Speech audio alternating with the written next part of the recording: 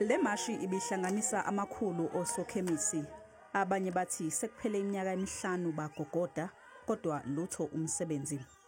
Ogogo bethu bathola imithi erongi, akekho umuntu o there station to actually see ukuthi khona i-polypharmacy enzakalayo or khona ama-interactions enzakalayo kuma-drugs. Ne-public nayo kahle kahle kumele ibe involved ukuthi isukume ukuthi no, we want to be serviced by qualified people. Pharmacists are professional graduates.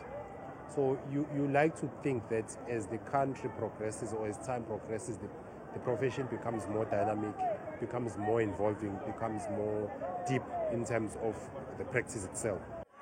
Bacela umnyango wezempilo ubavulele izikhala zomsebenzi ezibhedlela zikahulumeni.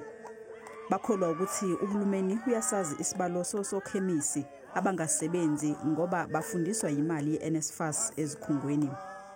Basically, it's the rising issue of unemployment where the pharmacists are concerned, especially at a time where there is a clear and severe shortage of not just the pharmacists, but also other healthcare professionals across the public sector.